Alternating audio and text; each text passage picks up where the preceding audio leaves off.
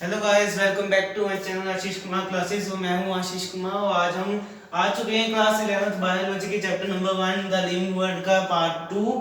आज आज हम आपको पढ़ाने जा रहे हैं पार्ट 2। तो पार्ट 2 में पार्ट 1 में हमने इंट्रोडक्शन इस चैप्टर का कर लिया था लिविंग वर्ल्ड का, कि हाँ भाई हम हमारे में बहुत सारी मेटाबॉलिज्म रिएक्शन वगैरह होती है, हम एनवायरनमेंट को रिस्पॉन्स करते हैं तो उसको हम लिविंग कहते हैं, लेकिन पर अभी भी ये फाइनलाइज नहीं हुआ है।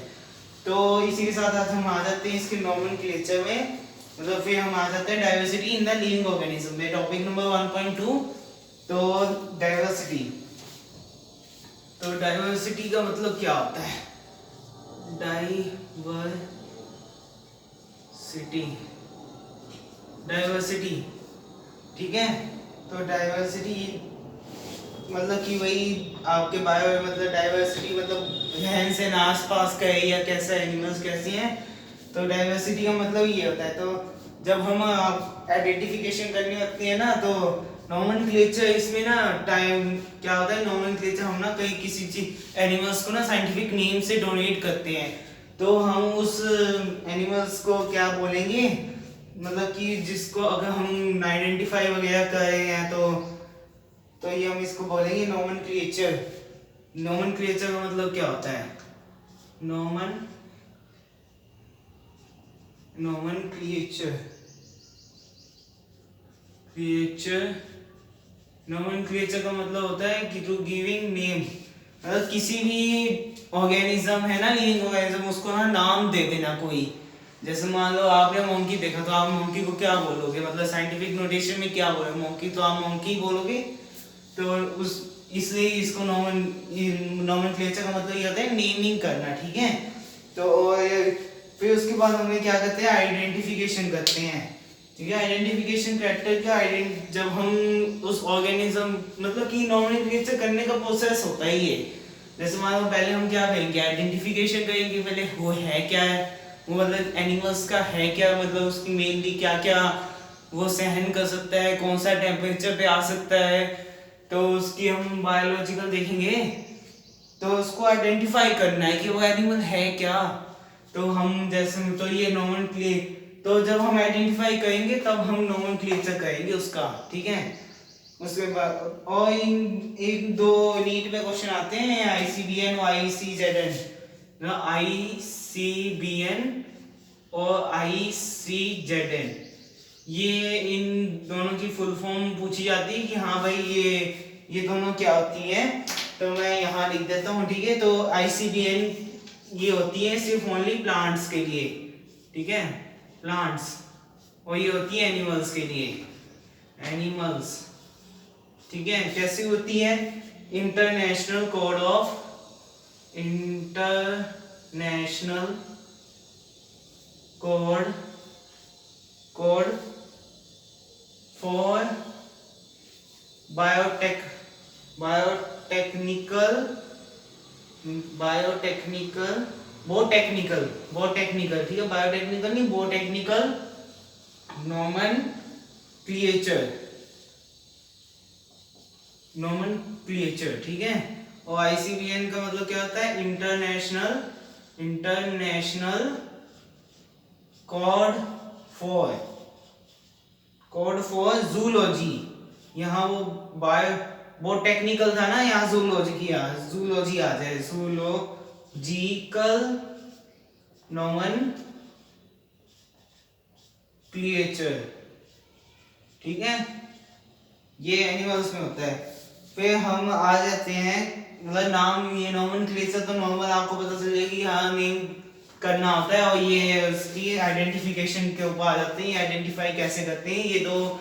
ये दो ऐसी बड़ी बड़ी ये संस्थाएं हैं, कंपनीज हैं, जो भी मतलब वो ये इनका काम ही यही है, तो ये आइडेंटिफिकेशन के काम आते हैं, आइडेंटिफिकेशन के काम आते हैं, ठीक है। तो आइडेंटिफिकेशन के ये काम आते हैं, ठीक है। तो और फिर आके आ जाते हैं हम बाइनोमियल नोमेनक्लेचर पे। तो बाइनोमियल नोमेनक्लेचर, वीडियो पॉज करके आगे पीछे नोट डाउन कर लेना।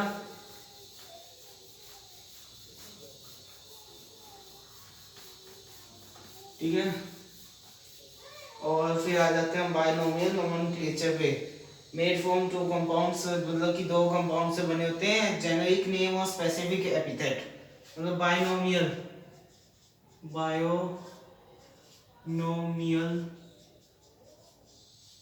नोमेन नोमेनक्लेचर, ठीक है। बायनोमियल नोमेनक्लेचर, ठीक है। ये राइटिंग ऐसे हो रही है मेरी। तो ये ना क्या हुआ, ये बायनोमियल नोमेनक्लेचर का मतलब क्या होता है, जब हम किसी ऑर्गेनिज्म को, जब हमें ऑर्गेनिज्म का पता चल जाता है तो हम ना उसको ना दो टाइप में ना नेमिंग करते हैं। नेमिंग करने का ना नोमेनक्लेचर ना एक तरीका होता है कि हम किसको कैसे नाम देंगे। तो जैसे मान लो हमें सबसे पहले क्या लिखना है, तो सबसे पहले हमारे पास आ जाएगा जेनेरिक नेम, ठीक है।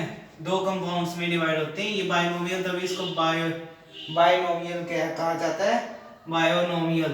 तो बायो मतलब कि दो बायोलॉजिकल नेमिंग करनी है हमें, ठीक है, नोमेनक्लेचर में। तो हम जेनेरिक नेम लिखेंगे सबसे पहले, फिर लिखेंगे स्पेसिफिक नेम, ठीक है। फिर ये भी लिखेंगे, ठीक है, generic name, specific name.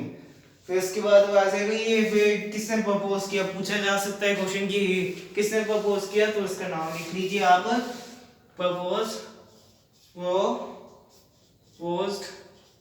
Bye, ये नाम लिख देता हूं, कार्लोस लेनिनियस,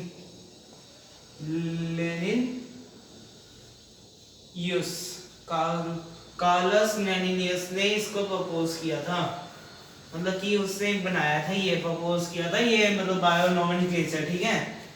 और इसके रूल्स भी हैं बहुत, इसके रूल्स होते हैं, यूनिवर्सल रूल्स हैं नोमेनक्लेचर के, ठीक है। आप नोट डाउन कर लीजिए, ये जितना बायनोमियल नोमेनक्लेचर मैंने लिखा है, सिंपल है, ज्यादा मुश्किल नहीं है कोई टॉपिक ये। और आगे भी इसमें बहुत कुछ है, कैसे क्लासिफिकेशन करते हैं, फिर उसके बाद किंगडम आएंगे, कैसे कैसे हम स्पीशीज को देखते हैं। फिर ये मतलब फर्स्ट चैप्टर में यही है आपका कि हाँ भाई टैक्सोनॉमिकल कैटेगरी, स्पीशीज वगैरह, ये जीनियस, फैमिली, जो भी हैं ये कैटेगरीज हम बायोलॉजिकल डिवाइड करते हैं। तो ये सब भी आएगा आगे, अगले पार्ट्स में आएगा, जो पार्ट 2 है ये चल रहा है अभी, और ये वाला। तो चलो आपने नोट डाउन कर लिया, मैं रेस कर देता हूँ। तो आइए नेक्स्ट टॉपिक पे आते हैं। तो नेक्स्ट टॉपिक क्या होता है, ये रूल्स होते हैं, रूल्स पे आ जाते हैं। तो हमारे पास क्या, universal rules of nomenclature, universal rule of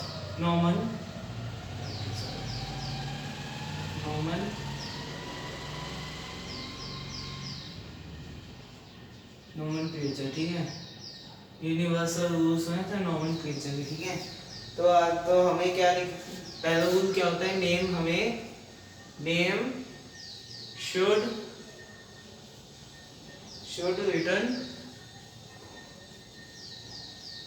written in Latin letter में, मतलब कि नेम है ना हमेशा लैटिन में ही लिखना चाहिए। अगर आप लेटर में नहीं लिख रहे हो इस नेम को, तो आपको अपनी नॉर्मल हैंडराइटिंग में करके उसको अंडरलाइन करना पड़ेगा, इसको दिखाने के लिए कि हाँ ये लैटिन ओरिजिन से आया, क्योंकि ये लैटिन है ना एक लैंग्वेज है। तो ये लैंग्वेज है जो है ये जर्मनी में बोली जाती है, फ्रांस या जर्मनी में। तो वहां पे लोगों को समझ नहीं आ रही थी कि ये नोमेनक्लेचर क्या करें, मतलब कि कैसे नोमेनक्लेचर करें। तो इन्होंने सोचा कि लैटिन में से वर्ड उठाते हैं। तो लैटिन में से उन्होंने कहा कि हाँ भाई नेम है ना, सोचा कि नेम, उन्होंने बोला कि भाई नेम यही इसमें ही लिखना चाहिए लैटिन में, बस ये लैटिन में होना चाहिए नेम। और आगे फिर क्या, तो क्या फिर दूसरा बोल हो जाता है द फर्स्ट, मतलब कि जो पहला नाम है ना, वो सबसे पहला जो नाम है ना वो ना हमेशा जीनियस रिप्रेजेंट करे। First name will represent we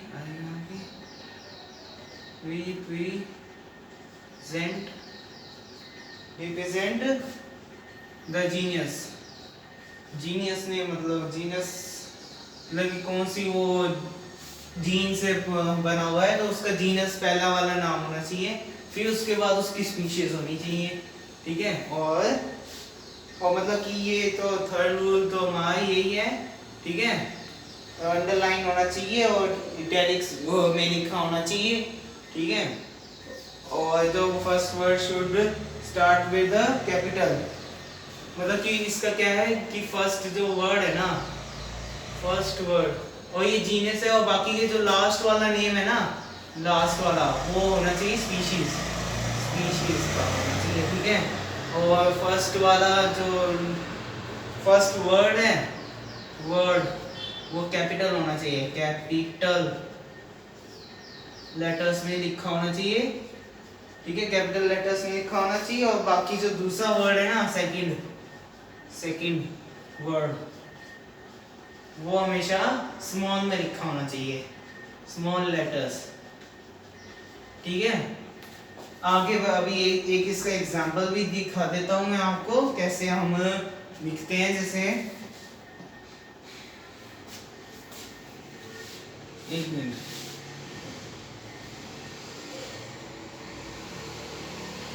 तो ठीक है, एक बार नोट डाउन कर लीजिए आप। और फिर यहाँ पे अब हम आ जाते हैं, फिर उसके बाद एग्जांपल दे देता हूँ। जैसे मान लो मैग्नीफेरा इंडिका, ठीक है, लेनिन, ठीक है। मतलब कि यहाँ पे हम किसी स्पीशीज की बात करेंगे, उसकी जैसे एब्रिविएटेड फॉर्म में लिखना होना चाहिए। तो मतलब कि लेनिन जिस देश को डिस्क्राइब किया था, तो जैसे मान लो कोई मैग्नीफेरा इंडिका है, ये हाउस फ्लाई का वो है नेम, बायोलॉजिकल नेम, ठीक है, साइंटिफिक नेम। तो साइंटिफिक नेम मतलब कि है साइंटिफिक नेम हम बायोलॉजी में कैसे लिखेंगे। किसी अगर आपको किसी एनिमल का या फिर कुछ बोल दिया जाए कि हाँ भाई लिख के बताओ कि हाँ भाई कैसे उसकी कौन सी स्पीशीज होती है, क्या होता है, तो उसको नाम हम इसी रूल से लिखते हैं, ठीक है, इस रूल की मदद से। फिर आ जाता है इसमें क्लासिफिकेशन, ठीक है।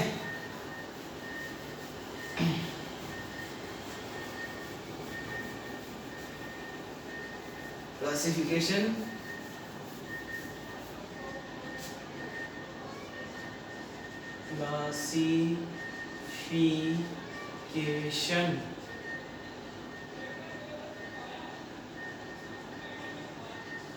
क्लासिफिकेशन, ठीक है। क्लासिफिकेशन मतलब कि अब इस क्लासिफिकेशन मतलब क्या होता है, when anything grouped according to the easily observable characteristics. जब मतलब कि कोई भी चीज हो, जब वो किसी मतलब कि ऑब्जर्व करके इजीली पता चल जाए कि हाँ भाई वो ये एनिमल ऐसा है, इसकी क्या हो सकता है। इजीली ऑब्जर्वेबल कैरेक्टरिस्टिक्स से जब हम किसी ग्रुप को क्लासिफाई करते हैं या फिर किसी को खोजते हैं, तो हम उसको क्लासिफिकेशन कहते हैं, ठीक है। और बाकी फिर एक आ जाता है टेक्सोनोमी। टेक्सोनोमी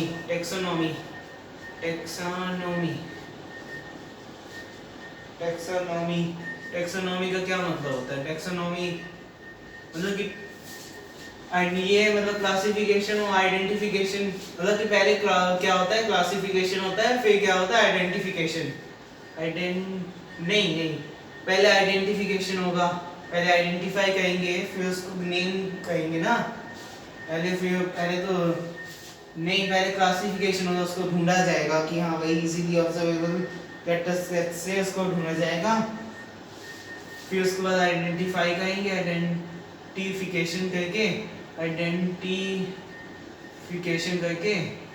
ठीक है। फिर उसके बाद फिर उसको बायोलॉजिकल नेम देंगे। टेक्सोनॉमी का मतलब क्या होता है, द प्रोसेस इन विच, ये लिख देता हूँ, the process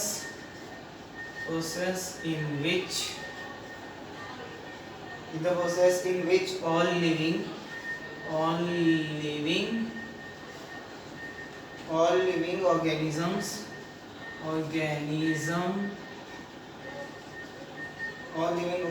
can be classified can be classified into different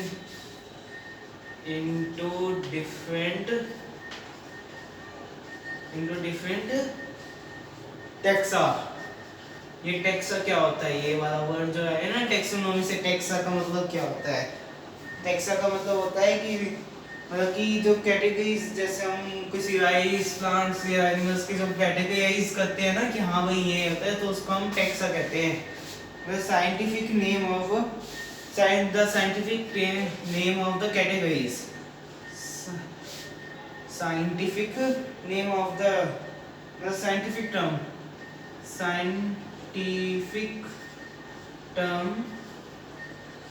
of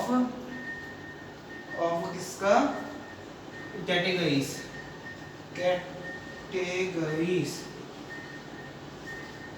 मतलब कैटेगरीज, साइंटिफिक नेम टैक्सा को मतलब कैटेगरीज ही कहते हैं एक तरीके से। कैटेगरीज मतलब होती है मतलब क्लासिफिकेशन करने के बाद, आइडेंटिफिकेशन करने के बाद उसको कैटेगरी में रखा जाता है। जैसे मान लो आइडेंटिफिकेशन के बाद आपने, क्योंकि एक्चुअली क्या है ना, तो ऐसे तो बहुत सारी स्पीशीज हैं हमारे पास, बायोडाइवर्सिटी बहुत बड़ी है और उसमें से सबके नाम याद रखना मुश्किल है। तो हम क्या करेंगे, जो जैसे मान लो मैमल्स हैं, हम हैं ह्यूमन बींग्स है, तो हम कहाँ आएंगे, हमको मैमल्स में डाल दिया। मैमल्स में कौन आएगा? मंकी आ जाएंगे और फ्रॉग्स आ जाएंगे, दूसरे टेरेस्ट्रियल ऑर्गेनिज्म आ जाएंगे।